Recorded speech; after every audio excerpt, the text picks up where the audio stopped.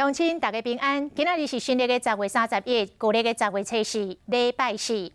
2年前，台北市阳明山的永德大道发生一件重大的车祸，一台南仔空车冲撞到22台的汽机车，造成4个人死亡，8个人受伤。检警调查发现，这台南仔空车的3大挡车系统总坏去，手挡啊系统各方拆掉。这款的车验车哪会验得过呢？原来是业者误驶着恩牛，才通过验车。检调即摆发起着全台湾大搜索，要甲不法的大验厂总甲开出来。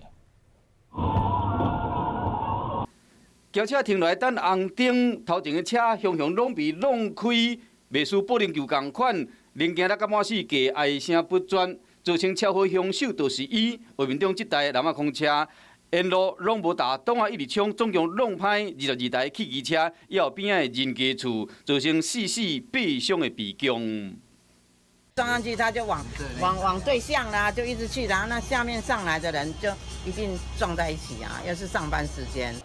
依照检方调查发现讲，这台40年的南仔空车，当时3大刹车系统拢总失灵，包括卡挡啊，因为打了伤深，气体未付补充，沿线的刹车嘛歹去。甚至这个手挡啊，规组早就已经拆掉去啊！因讲是规台车完全无刹车功能，也毋过这台车已经无刹车功能是安怎？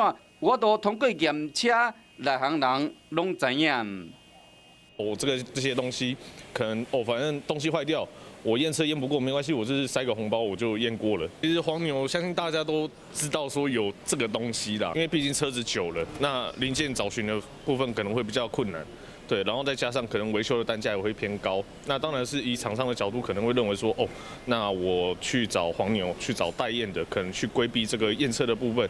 检方初步调查发现讲，大验的黄牛一摆会甲车主也是车行收新台票6万至8万不等的金额，保证验车会过关。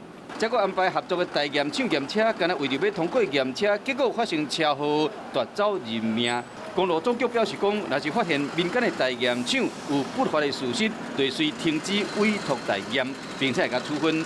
士林地检署即摆动用180位司法警察，总共超23个所在，前后带回62个人，包括大验厂的负责人、技师，也有中人大验的黄牛，还有业者车主，将51个人列为嫌犯。目前依照伪造文书，也有违反贪污治罪条例等罪嫌，继续哩扩大侦办。